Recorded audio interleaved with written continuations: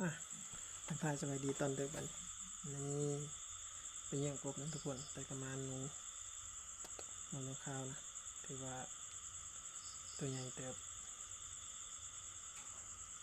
ปีงปนเสาพอดีอิ่มเอาอะไรเคยชิได้เราลมเราตายได้นี่ลูกคุกข้านเคยชิได้มันพอแห้งแลนจะเป็นแลนไว้อย่าลี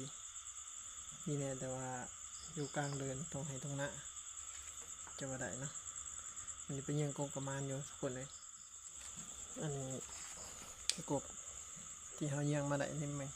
หลังจากที่ฝนตกนะฝนตกตั้งแต่วันแรกเลยเขากับไปตั้งแต่11 โมงตอนนี้ฮากามะนะถือว่าได้เต็มของเลยไปนับเบิ้งว่าสิได้จักโตนะนี่เป็นยังกบมาทั้งนู้นทั้งกบ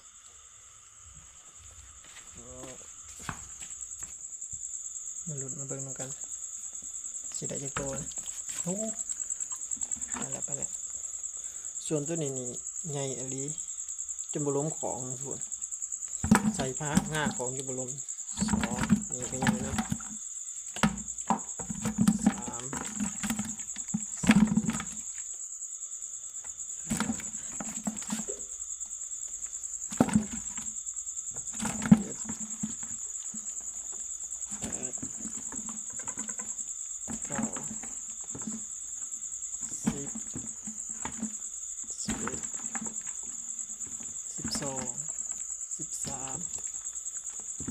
3 15โอ้มีตัวใหญ่นะหยอดเลย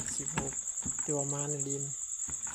18 3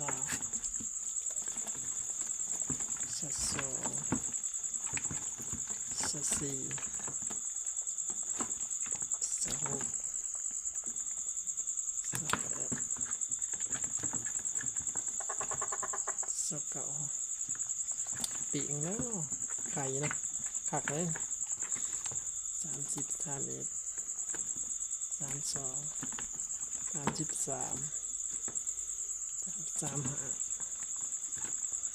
35 36 37โอ้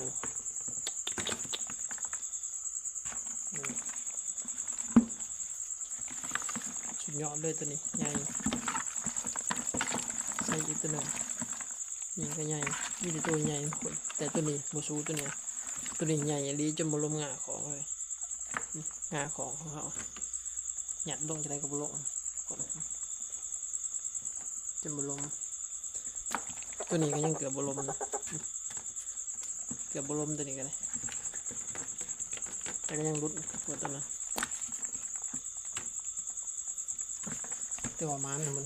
สุดยอดเลย